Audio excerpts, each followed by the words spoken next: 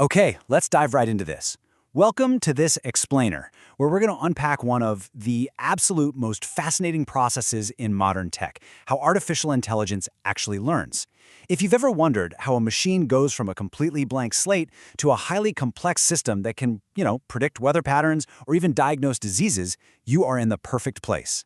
Today, we're tracing the complete life cycle of a machine learning model, taking it from its very first, incredibly flawed guesses all the way to its mastery of real-world problems. So here's our roadmap for today's explainer. We're going to start with 1. Learning from mistakes. Then 2. Measuring error and loss. 3. The path to optimization. 4. The machine learning workflow. And we'll wrap up with 5. The never-ending cycle. All right, Chapter 1. Learning from mistakes. To really understand machine learning, we first have to fundamentally rethink how machines acquire knowledge. There's this massive misconception out there, mostly fueled by sci-fi movies, let's be honest, that AI systems just magically know the correct answer the very second they're turned on. But the reality? Every single model begins its life knowing absolutely nothing. Its very first predictions are entirely random, blind guesses, and frankly, they're usually hilariously wrong. A model only becomes useful through a relentless, repetitive process of correction. Think about a kid learning to shoot hoops for the very first time. They throw the basketball and it completely misses, maybe landing 2 meters to the left. Now, the kid doesn't need a physics lecture to know that was wrong, right? They just naturally adjust their next throw based on that failure. The second throw is closer, the third is even better. The learning didn't happen because every throw was perfect. It happened because every single mistake provided incredibly useful information. Well, in machine learning, mistakes are literally the teachers. The machine predicts, compares its guess to the correct answer, measures the difference, and adjusts, over and over again. Moving right along to Chapter 2, Measuring Error and Loss. We humans can look at a missed shot and go, oh wow, that was close. But computers, they only speak numbers. So how exactly does a computer measure a mistake? Imagine we're building a model to predict the concentration of harmful PM 2.5 particles 6 hours after a wildfire breaks out. Our brand new model takes a wild guess and predicts a level of 18. But the actual monitoring station measures 47. We do a very simple calculation, 47 minus 18 equals an error of 29. So the crucial point is that the model now knows it missed the mark by exactly 29 micrograms per cubic meter. It has successfully quantified its mistake. But hold on. Basic subtraction has a huge, massive flaw. Imagine 2 different wildfire predictions. In the first one, the model overshoots and gets an error of plus 10. In the second, it undershoots and gets an error of minus 10.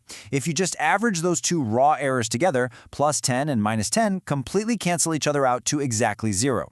A basic mathematical average would literally tell the model its performance is perfect, even though it was totally wrong both times. We clearly need a much more sophisticated system to measure these mistakes. And this is where the concept of a loss function comes in. Think of a loss function exactly like a teacher grading your homework. Instead of just giving vague feedback like needs improvement, the teacher gives you a very specific score, let's say a 41 out of 100. The loss function transforms every single prediction mistake into a precise mathematical score. A small loss means a great prediction, a large loss means a pretty terrible one. This function essentially becomes the model's compass, continually pointing it in the direction of a better solution. One of the absolute most common loss functions used for predicting numerical values, like temperature or pollution, is called mean squared error, or MSE.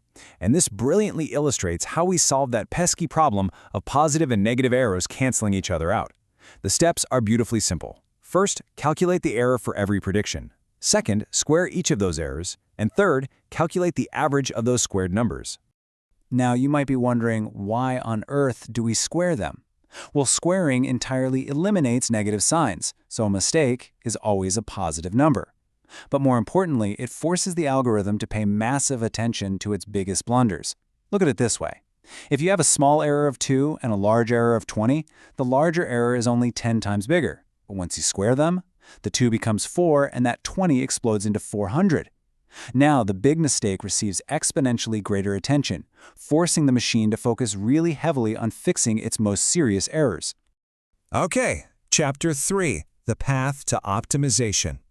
All right, so the model now knows exactly how badly it messed up. But how does it use that grade to actually get smarter? Trying to learn without feedback is literally like practicing archery while wearing a blindfold. You could shoot 1,000 arrows, but if no one tells you where they're landing, you are never, ever going to improve. Every single mistake provides direction. It's so much like your car's GPS.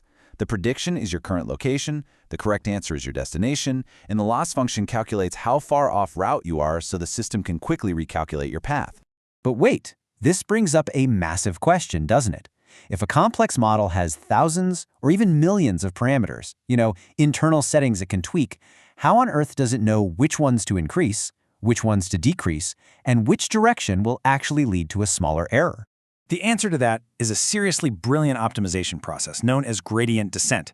And don't worry, you don't need advanced calculus to understand this. You just need your imagination.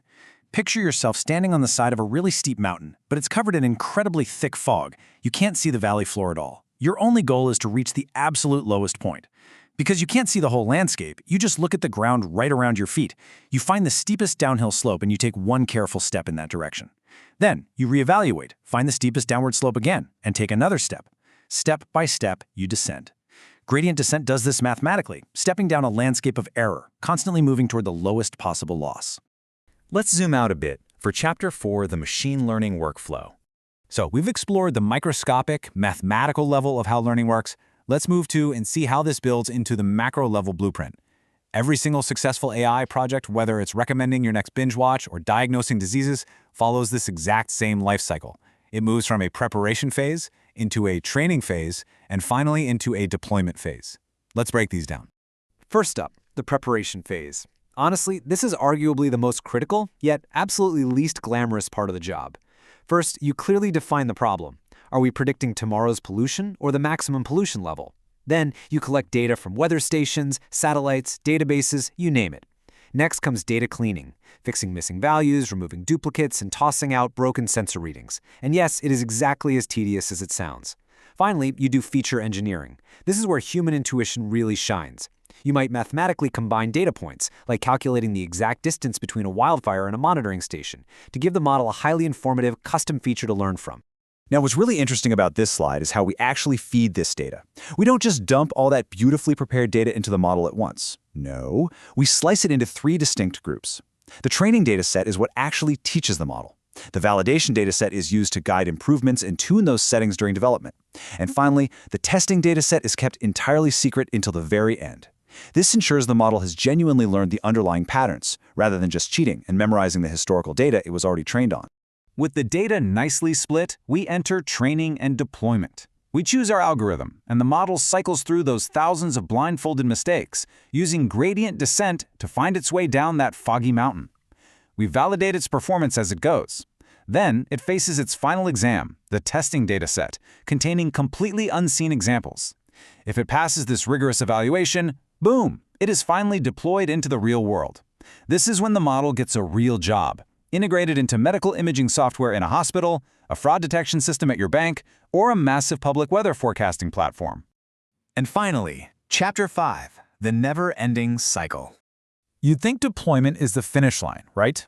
Actually, scratch that. Here is a hard truth about artificial intelligence. The moment a model is released into the real world starts changing. Weather patterns shift, new diseases emerge, consumer habits evolve, wildfire behaviors vary from year to year.